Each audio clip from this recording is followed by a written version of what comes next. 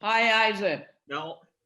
In her book, Nurturing the Soul of Your Family, life coach Renee Trudeau poses these two questions.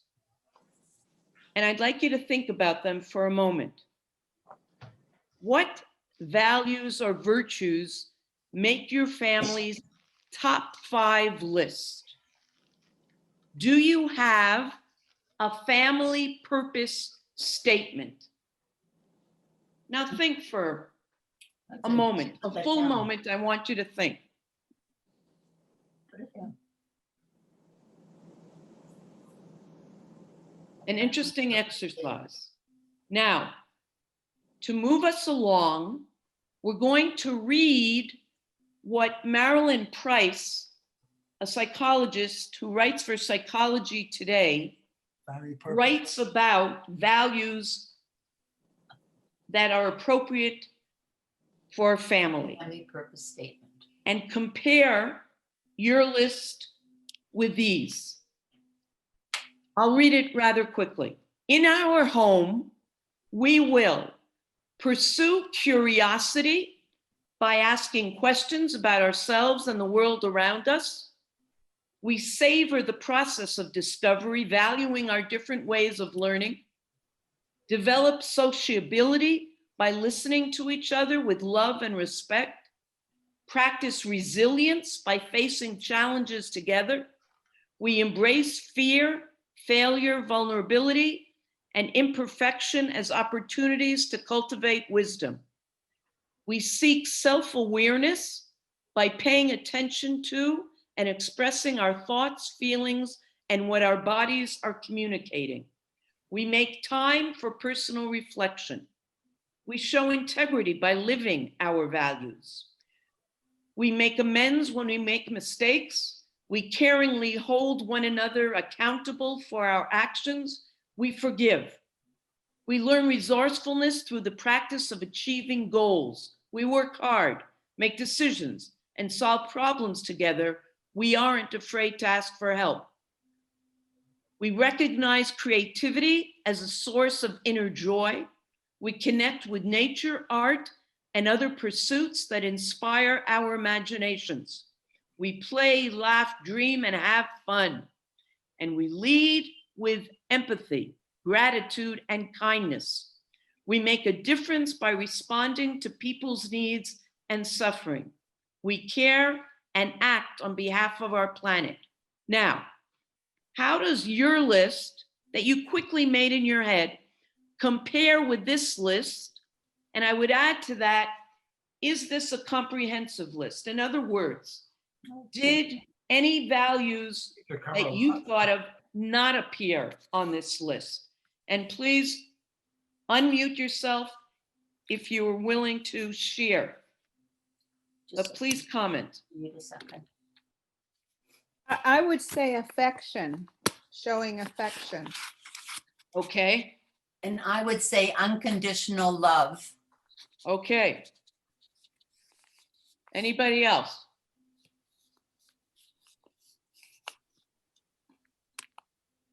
No, so everybody feels that's a pretty good list then? It is. Okay. Now, how do we impart values? Whether they are connected to our Jewish realm or general culture. How do we impart them? Certainly our daily living, actual living is how we model, not just talking frontally. But our commemorations, if we want to focus on the upcoming Chag, and our celebrations, Chagim, are critical to this endeavor. Daniel Lowenstein, an educator, says the following in text number 3. To use a helpful metaphor, personality theorist Dan McAdams suggests that part of what makes our personalities unique is the fact that we all choose life narratives, stories we tell ourselves about who we are and what we want out of life. But he compares the way we choose life narratives to choosing from a menu. People's narratives come from the menu of images, themes, plots, and characters provided by the particular environments to which they are exposed. So, what messages and values do we choose, as he says, to transmit to our families and ourselves as we celebrate Hanukkah? And all of us are involved with that, transmitting. We are transmitters. One of the key functions that an adult, whether a parent, an aunt, an uncle, a grandparent, is in Jewish living is to be a storyteller. Whatever our children do with that later, that's their decision. But that's one of our obligations, one of 6 obligations. Now, in the orange, I suggest a number of values that Hanukkah brings to mind. After we go through these, I would appreciate it if you say, but you didn't say, perhaps too obvious. And maybe that's why I'm not focusing on them, at least today. So, first, this is very interesting.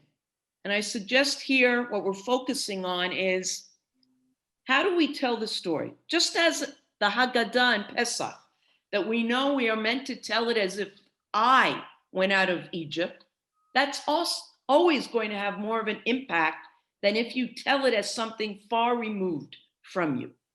Similarly here with Hanukkah. Now, what's suggested here are 2 different motivations for remembering our past and fulfilling the commandment. And the commandment on Hanukkah, the commandment, is lighting the Chanukiah. Even more than anything else, Shabbat, let's say you set up your table on Thursday night and you set your candlesticks on the table and you put the candles in the candlesticks. And come Friday, and you forgot to light your candles. You still have the mitzvah of Shabbat candles. If that happens on Hanukkah, you do not have the mitzvah, because that is the mitzvah. Now, and what blessing in the Talmud, it asks, does one recite? He recites, Asher kitshanu b'mitzvotav v'tzivanu la'adlik ner shel Chanukah. That sounds more familiar to you than it would in the English. He has commanded us to light the Hanukkah light. The Gemara in the Talmud asks, and where did God command us? The mitzvah of Hanukkah is not mentioned in the Torah, it's post-Torah. So how is it possible to say that it was commanded to us by God? The Gemara answers that Rav Avia said, the obligation to recite this blessing is derived from the verse, you shall not turn aside from the sentence or the punishment which judges shall declare unto you, to the right nor to the left. From this verse, the mitzvah incumbent upon all of Israel to hear the statements and decrees of the sages is derived. Therefore, one who fulfills their directives fulfills a divine commandment. It's been ordered, you do so. If not, you deserve punishment. On the other hand, Rav Nehemiah said that the mitzvah to heed the voice of the elders of Israel is derived from this verse. Ask your father, and he will declare unto you your elders, and they will tell you. Tell me, how do Rav Avia and Rav Nehemiah differ in their perceptions of the best means to attract one to our tradition? What's the basic difference? One's personal. One says, you want to attract, you want to bring someone in, get him or her interested, excited, then it has to be through a personal connection. It can't be some external, you must do this. Now, we're not going to take the time to talk about a feeling of obligation. There is a place for that. But here, this thinker, Leah Rosenthal, a Talmudist here in Yerushalayim, says the following about the difference. Because I want us to build up. We begin telling the story of Hanukkah, and we go on with the lighting. Look what she says. Rabbi Nehemiah offers a verse taken from the Song of Ha'azinu toward the end of the Torah. The verse speaks of family relationships, fathers, mothers, and elders, not formal communal institutions. The context of this verse speaks of the importance of memory, personal memory, feeling attached to our ancestors, and the significance of the past. In this perspective, authority and the divine nature of tradition flow from the meaning that is created when older generations transmit their stories and wisdom to younger ones. There's something very powerful about that. Commitment to tradition stems, Rosenthal says, from the depth of identity that is experienced by the individual. It is a response to a search, a quest for meaning initiated by the seeker, not an obligation imposed from above upon the individual by the communal institutions that govern. Now, Hanukkah, what is one of the most important elements in the story of Hanukkah? The Maccabees, the Hashmonaim, the menorah, and where does all that take place?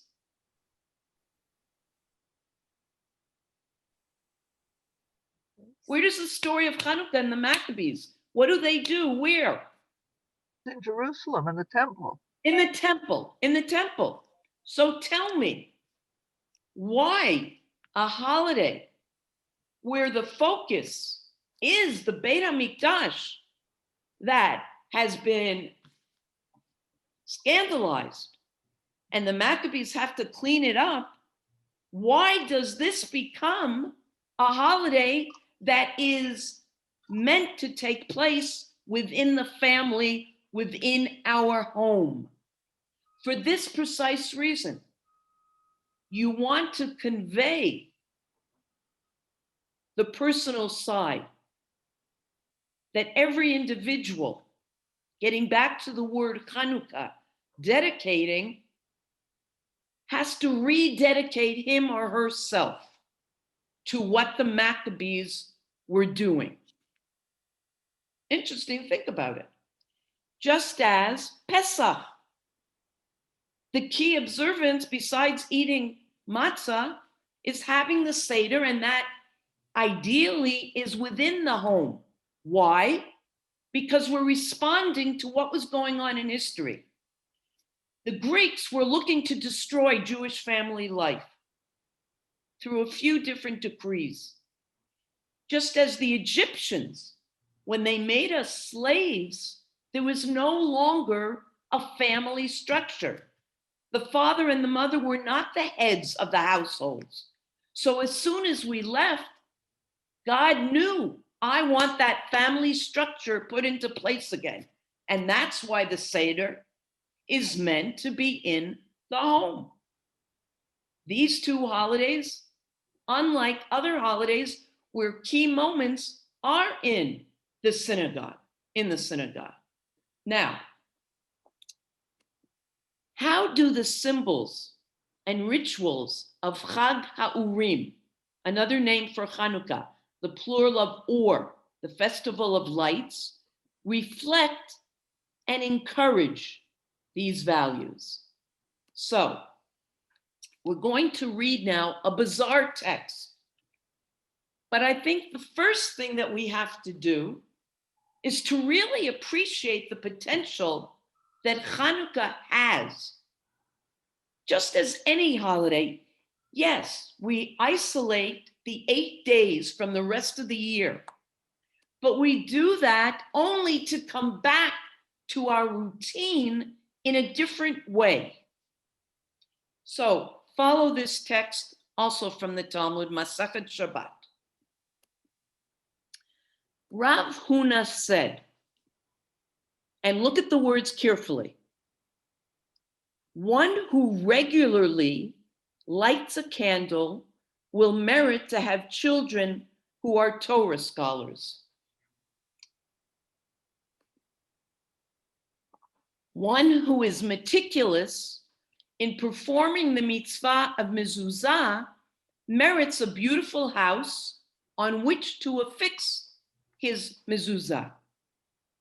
One who is meticulous in performing the mitzvah of ritual fringes merits a beautiful garment. And one who is meticulous in performing the mitzvah of kiddush of the day merits to fill jugs of wine.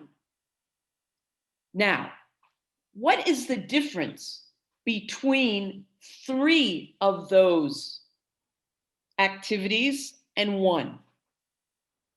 There's a word that's repeated 3 Mitzvah. times. Mitzvah. Mitzvah. Forming. Mitzvah, but no, describing the person who's carrying out the Meticulous. mitzvah. Performing. Meticulous. Performing. Okay? So for all the activities except lighting the Hanukkah candle, it says meticulous. But oddly enough, when it talks about lighting candles, it says regularly. Now, it's not clear without doing research, which candle are we talking about here? It's been suggested by the Rebbe, who we're going to go on to read a moment, that it's talking about both the Shabbat and the Hanukkah candle. Now, what is the significance of saying regularly as opposed to meticulously? Anyone? When you've done something regularly, it's become a habit. It becomes routine, and it doesn't Okay, have the same yep. meaning. Helen, exactly. On the one hand, certain things make up our routine, and we want it that way. We are meant to light Shabbat candles once a week. And you shouldn't think that that's any less special because it is every week of the year. But it tends to get regular. But at least the person who does it regularly, it's a part of their life. However, Hanukkah comes along and says, for these 8 days, we want to remind you how special a flame is. Especially the Hanukkah candle. Because what's the difference between a Hanukkah candle and a Shabbat candle? Anybody want to suggest? Okay, listen here. I'm sorry? No? Okay. So this is being said now by Rabbi Yafa Epstein. However, the Alter Rebbe continues and explains about this selection. There is a hidden explanation in Rav Huna's words. He says, it is the job of the lighter to bring light and renewal to the habitual. To bring light and renewal to the habitual. Because once something does become a habit, it's not what it should be. But if we were to wait just for when it's a special time, we would end up not praying regularly if we wait till I really feel moved. But we need Hanukkah as a refresher, because lighting that flame is so very important, not just for Hanukkah, but you'll see in a minute for what else. There is something specific in lighting the Hanukkah lights that has the potential to bring newness and freshness to an act that can at times feel so constant and habitual.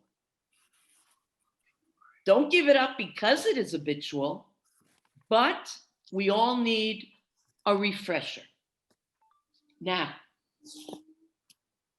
when I asked before about a difference, one of the differences between the Shabbat candles and Nerot Hanukkah, think about one of the songs we sing right after we light the candles.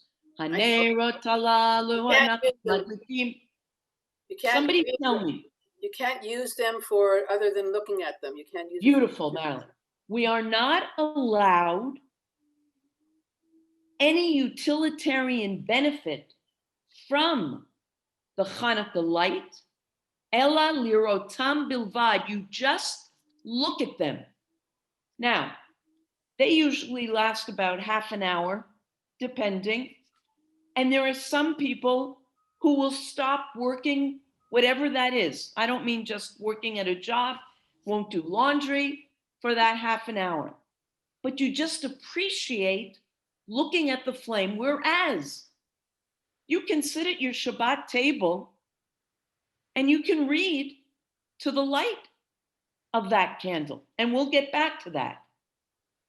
So this experience of looking at a flame is reminiscent of Moshe's experience in Exodus with what?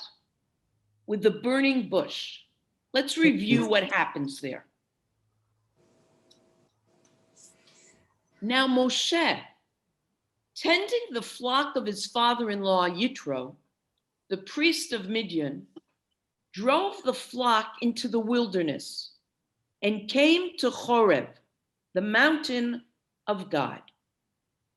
An angel of the Lord appeared to him in a blazing fire out of a bush. He gazed, and there was a bush all aflame, yet the bush was not consumed. The Midrash tells us that other people saw, but didn't even bother to stop. Moshe said, he looks and then he says, I must turn aside to look at this marvelous sight. Why doesn't the bush burn up? When the Lord saw that he had turned aside to look, God called to him out of the bush, Moshe, Moshe. And he answered, Hineni, here I am. Now, there, for the Torah, which doesn't like to repeat words, there's a lot of extraneous material in these verses. Moses stops to look. God perceives him looking. What is so special here? And why did it impress God so much? Because that's when he calls out to Moshe. Sometimes we hear about the Midrash, God chose Moshe to be our leader because he was so kind to his flock.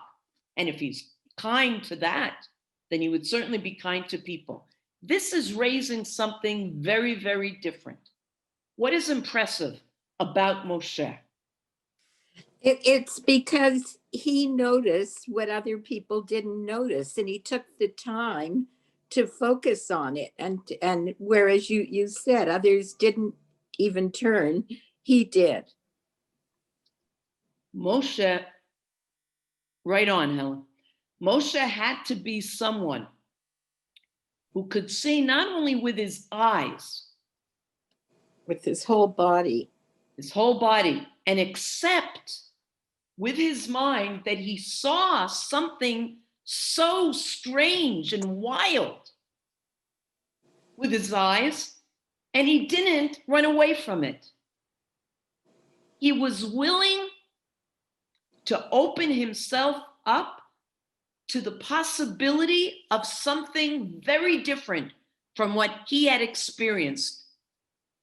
Not everybody is willing to do that. Yeah, some people, if they see something strange,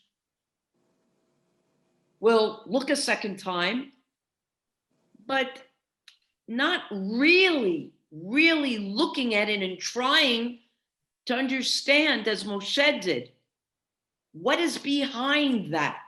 It's not being consumed. There's got to be something. And he was fascinated by that. And we know that we love to look at pretty flames. We stand around making Havdalah, and then some of us have a tradition that if you pour, when you're putting out the candle, if you put it into some kind of liqueur, that it makes an even more beautiful flame than if you just put it out by wine. We love looking at fireworks. There's something about that. And we enjoy that. Moshe made it his life responsibility to open himself up and the people up to a new way of life that they were going to experience in Israel. That is one of the key purposes of the menorah, to focus on that flame. Now, a few laws that encourage acknowledging such wonderful values that we can glean from the rituals and symbols of Hanukkah. So, our rabbis taught, A, the commandment of Hanukkah is to light one candle for a person and his or her household. That's the minimum. But if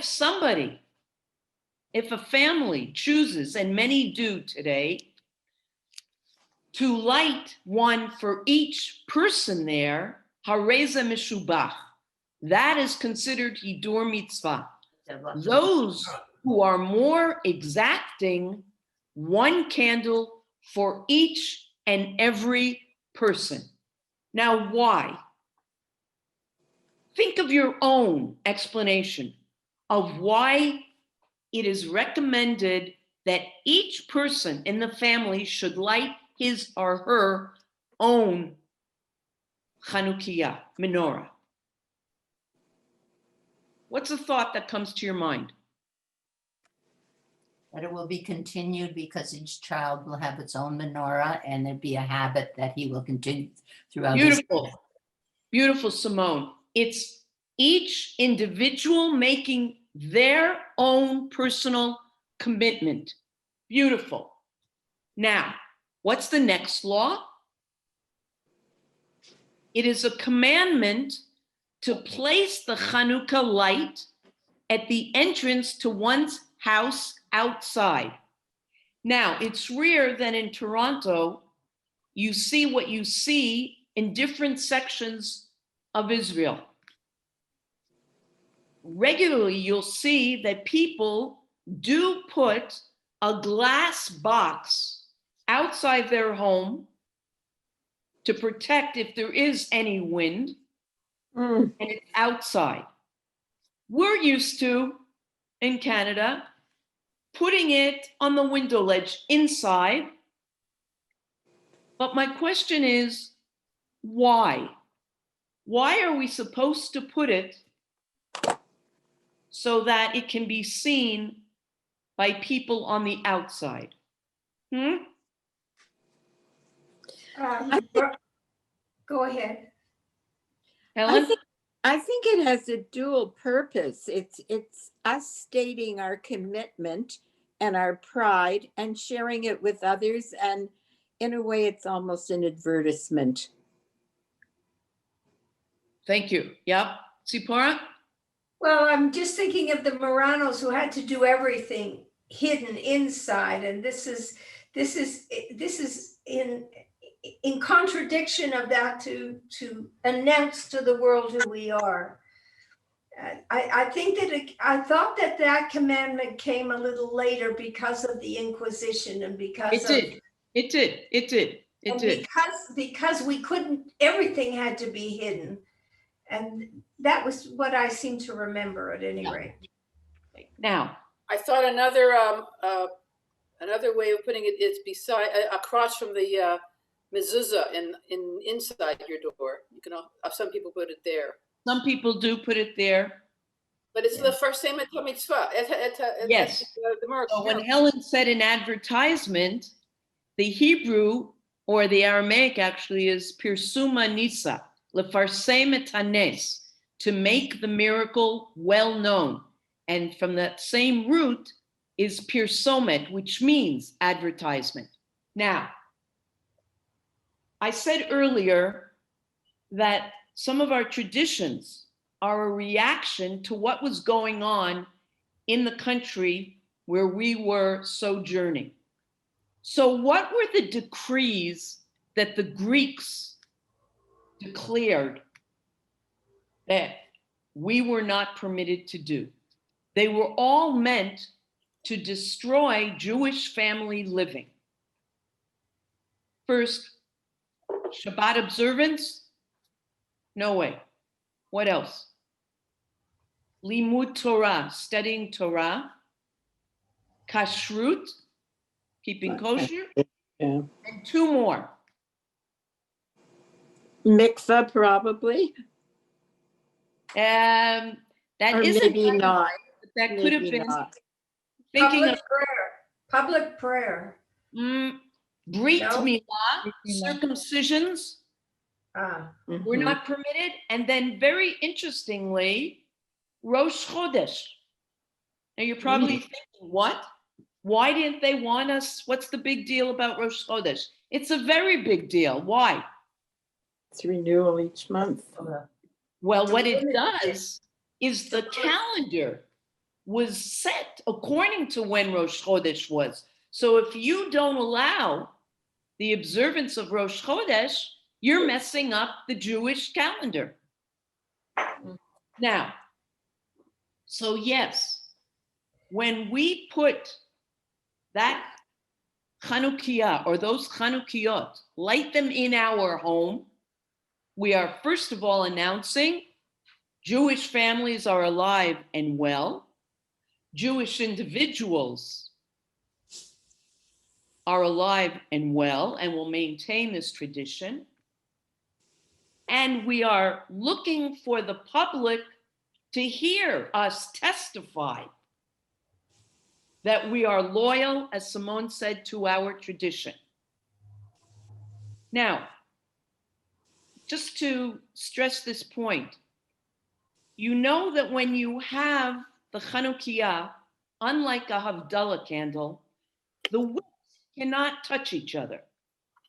Each candle has to be independent. Now, each one stands alone, but all of them are united on that base.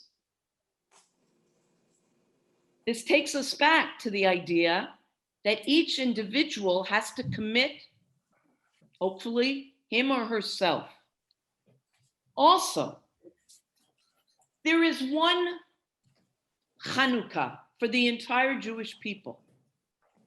But each family and each person can have and does have his or her take on that narrative. What do I mean by that? For some, the focus of Hanukkah is the miracle of the oil lasting. For others, it's the Maccabees having that courage to go rebel and light up that menorah again. So there is some, the miracle of the oil, and the others, a miracle by God that the Maccabees succeeded, not for very long. And then there are those who say it was not a miracle. It was the Maccabees, human beings. So everybody can have their take on it. Okay? Now, when you have your window and people from the outside can see your menorah, is that a one-way window? No. No. Why is that significant? Putting it in recent years on the windowsill is suggesting that as particularistic as we are meant to be in keeping our traditions, we still are a part of the world. And that has its challenges. Being a part of the Jewish nation internally has its challenges as well. But it's a two-way dialogue. We have to decide what's appropriate for us to take from, and there is plenty to take from the wide world, but it is two ways.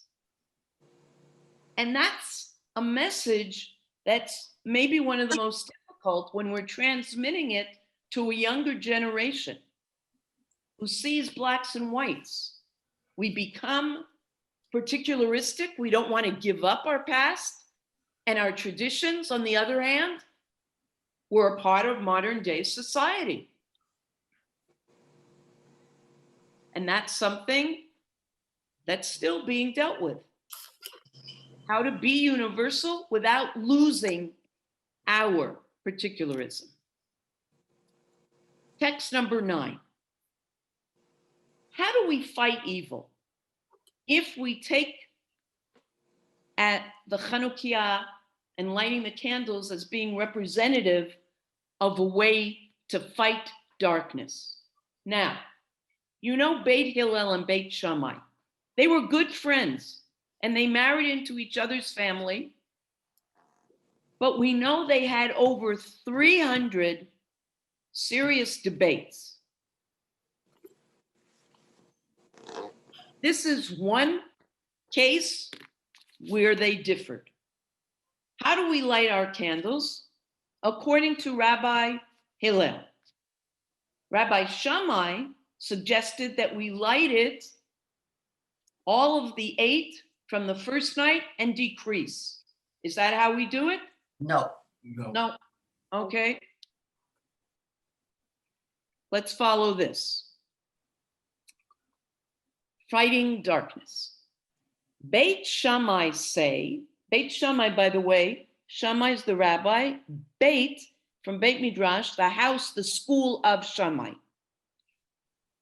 On the first day, one kindles 8 lights, and from there on gradually decreases the number of lights until on the last day of Hanukkah, 1 light is kindled.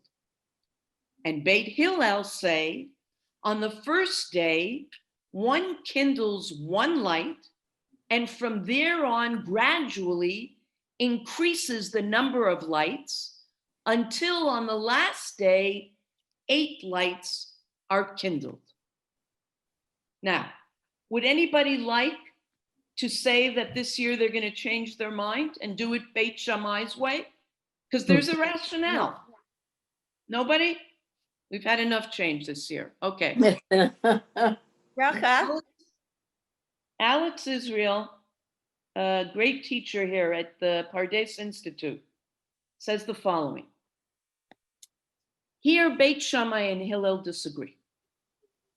Beit Hillel argue that when one generates more light, when we increase the goodness in the world, hate and ugliness are forced into retreat because the light will outdo the dark. Each day, as another candle is added, a momentum of increasing light is created that dispels the darkness. But Beit Shammai disagree. Now see what you think of this. We cannot just rely on the positive to fight the negative. One cannot raise oneself, one cannot move forward in society until one expunges the harmful, the pain and the violence that surround and suppress goodness. Fire burns the evil around us so that by the end of Hanukkah, wickedness is consumed. As evil dies down, so do the flames that consume it. And as such, the 8 candles are reduced to a single flame. Then true goodness can emerge. Interesting. Bracha. Very interesting. Bracha. Yes, Marlene. I really, that to me is a very negative thought and would bother me. But I really think that we go the way of Hillel, and it takes us back to the story of Moshe and the burning bush. The more light that we can shed upon the world, the more there is, and this goes back to your first piece where we talked about the themes in our family, the more light we have to discover what is good and new around us and to move forward from there. Yeah, because you can't just say the evil is going to go away. You have to do good. You have to do. You can't just speak. You have to do. You have to do. And hopefully the more good you do, that's why you even, you know, that there were rabbis in the Talmud, what's his name specifically, who would, Aaron, who was known to want Moshe's brother to make peace between everyone. He would see somebody who was not considered a particularly good person. He would see him on the street, but he would say hello, hoping that the next time he's trying to think of doing something bad, he'll remember, wow, you know, Aaron, he said hello to me. These are little things, and they're not tricks. They're ways of impacting on someone. So yes. Bracha, can I just add that the thought of lighting all the candles at the beginning and then diminishing gives me a feeling of loss and negativity. And the idea of starting with one and building a crescendo, and it gives you more hope. And as the menorah looks more magnificent each time you add an extra candle, I think that would be is so much more important. I'm going to mute myself now. And that is, in fact, why we have the tradition of adding on. There's also, in general, a tradition of once you begin doing something holy, you increase, rather decrease. Okay, let's just finish Israel off. Alex Israel. Hanukkah marks the battle between Judaism and Hellenism, a struggle that threatened the very survival of Judaism. When we are confronted by threats to our vision of truth, do we fight and battle the forces that endanger our future? Or do we build, expand, and bolster the values we hold dear so that their positive energy overwhelms the negative forces that confront us?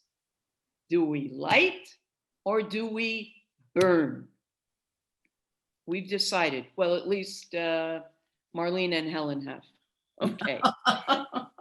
Now, as we get close, not exactly, but close to concluding, a couple of more things for us to see just how important lighting candles are. You might be put off by this next text.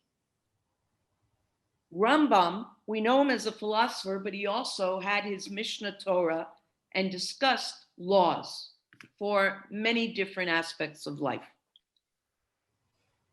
Even if one has nothing to eat except from tzedakah, from handouts, one should borrow money or sell one's coat in order to purchase oil and lamps to light.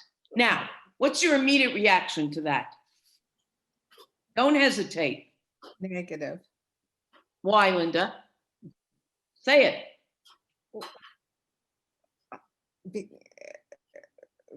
Because it's your sustenance seems to be more important, your ability to survive if you have nothing to eat. It seems,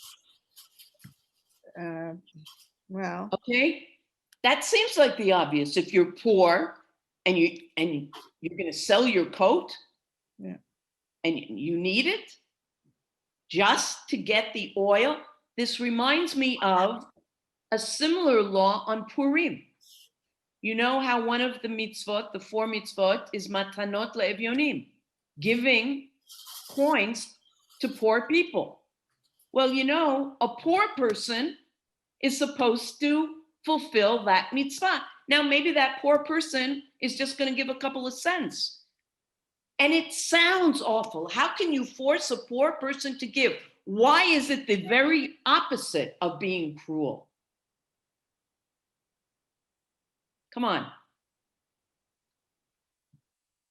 For the psyche, for a poor person to feel he or she can't participate in a mitzvah, and sometimes we know, look at the stories from the Shoah of people who had nothing, but knew that Hanukkah was coming, and they found a way to create their own Chanukiot out of potatoes and spoons that they managed to steal out of the kitchen and use margarine as the wicks.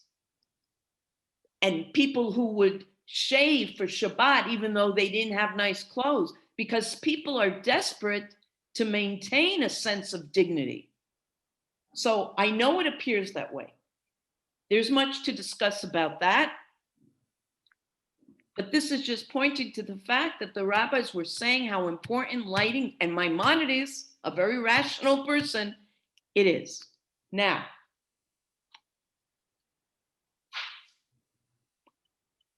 upholding values. And when I say values, they're obviously positive values. We know can be complicated. And there are times that we have to choose between 2 good values. And I want to give this to you for thought. At times, trade-offs are involved. So we've just said that lighting the menorah is so important. Well, what do you think happens? And what does the Talmud say? If a person can only afford to buy Hanukkah candles or Shabbat candles, only one of them, which one do you think they are meant to buy? Hanukkah. Hanukkah or the Shabbat? Hanukkah. I would think Shabbat, but it's probably Hanukkah. Linda, that says a lot about you. Why did you just say that? Well, because Shabbat is every week, and it's part of the Shabbat is so important in our cycle of the week. So it should be the most important, but I think you're going to say that, bringing So- the light and the once a year and the specialness. No, Bracha, Yes, Tzipora? Shabbat, Davka's in the Torah. We have Torah, but Hanukkah is not in the Torah. It's true, too. Mhm. You know, that Okay. they say that even that Shabbat is even more holy than Yom Kippur. But there's nothing in the Torah that says you have to light Shabbat candles, is there? No, that comes from, very good, Marilyn. Yeah. That's right. Right. We don't have that later on in the Talmud based on not lighting, right? We have I'm not lighting fire. You light Lechem it. Mishnah. Yeah, that's right. Okay. Are you ready for me to scroll to see Yes. what the answer is? Yes. It's Okay. It's Hanukkah. Now, you have to appreciate what the goals of the Shabbat candles are, as opposed to the goal, we've already discussed the goal of the Hanukkah candles, but I just said very briefly, only mentioned tonight, we will next time, military victory. Okay, you can't deny that that is part of it. Fingers Okay, have bandages so on them. now, Bracha's fingers have bandages. You, if one is confronted with a simultaneous mitzvah to light one's household lamp for Shabbat and to light the Hanukkah lamp, then the Shabbat household lamp takes precedence. Mhm. Why? Because it contributes to Shalom Bayit. Beautiful. oh, yeah, I forgot. I remember that. What is Shalom Bayit? Have you forgotten because you've been with each other for so long? What is Shalom Bayit? It's tranquility and domestic peace. And we know that that is very, very important. So, the candles of Shabbat are a way to honor Shabbat because no important dinner is held without light, Rashi says.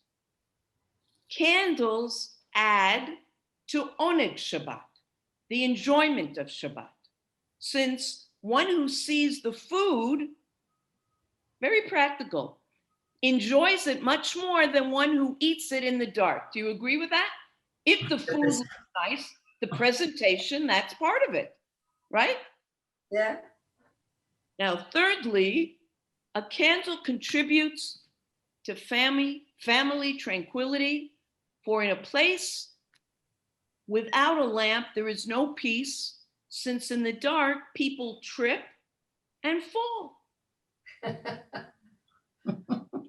Noam Sion, who's a fellow for many, many years at the Hartman Institute, and I studied with him, says, Maimonides chooses to conclude the Book of Festivals by declaring that Shabbat candles, which stand for domestic peace, take priority over Hanukkah candles that proclaim a divine human military victory. The private realm of the home takes precedence over the public realm of politics and religion. The virtues of peace-seeking compromise must be preferred over the uncompromising idealism of the zealot, unless, somebody please fill that in your own words, obviously. When what they're saying here is, the ideal is that the quality should be Shalom Bayit. If the And not home the center extreme. is correct, if And not home the extreme center is correct, situation where you need zealots. Okay, so now finish Did I hear somebody trying to complete Yeah, this? I was just saying that if the home is under threat of any sort, in those dangerous times in our history. Okay. Unless there is danger, so then you do need zealots. But that shouldn't be our ideal. But when there is a need, then yes. So you're not so far off when you said that Shabbat is what we have all year. And once a week it comes. I don't know, seems to come very quickly. Weeks are long, but it comes very quickly. And that's the ideal of Shalom Bayit. And what the rabbis here were trying to say, that should be what we aspire for, unless there is a need, so that there have been movements to say that it's not just the military victory that we're remembering. But I've always felt more miraculous than the oil lasting for 8 days. The miracle really is 7 because they had enough for one. More miraculous than that is the fact that there were people who were willing to risk their lives and try to bring back the temple to the standard that it was at and to relight that menorah. That, to me, is a miracle. And thank God we have people then and now who do that. Now, one more value that relates to that, and it's a value that was not in the list. Do we prepare our young generations for a world where there is much uncertainty on all different levels? I'm not sure that that was really explicit enough in the list of values. What does that mean? It's expressed beautifully.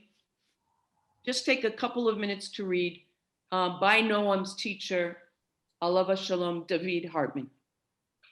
The miracle of the first day was expressed in the community's willingness to light a small cruse of oil without reasonable assurance that their efforts would be sufficient to complete the rededication of the temple. Hanukkah celebrates the miracle expressed by those who lit the lamp, and not only the miracle of the lamps continued burning for 8 days. The miracle of Jewish spiritual survival throughout its history of wandering and oppression may best be described by our people's strength to live without guarantees of success and to focus on how to begin a process without knowledge of how it would end. Uncertainty of success often paralyzes one's initiative to act. Human initiative is undermined by the rationalization that since completion of the task in question is not assured, there is no point making the required effort to begin. The Hanukkah lights encourage one to trust human beginnings and to focus one's passions and efforts on whatever opportunities are available at the present moment. You can't put it off. Only lamps which are lit may continue to burn beyond their anticipated lifespan.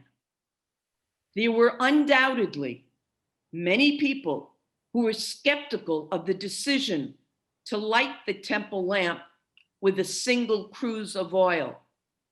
Why light a flame which is bound to burn out before the temple is completely rededicated? Let the temple remain ritually defiled until we are certain that we have enough oil to light the lamp for a long period. Why initiate a process which we cannot complete?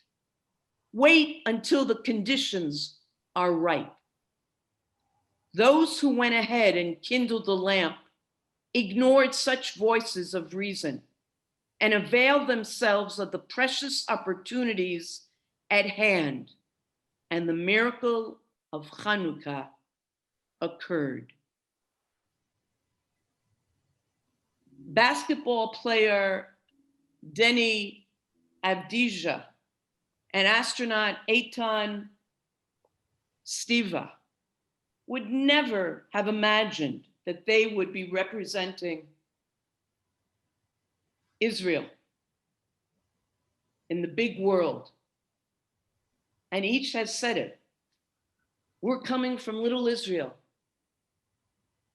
And Revlin, when he congratulated the astronaut, said, even the sky is no limit. You have to begin, no matter how great a task it is. And that is a key message of Hanukkah. Hanukkah. Beautiful, Yeah. Yeah. beautiful. Excellent. I think it's time to light candles already.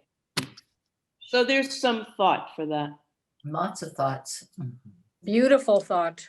Oh, a really terrific class.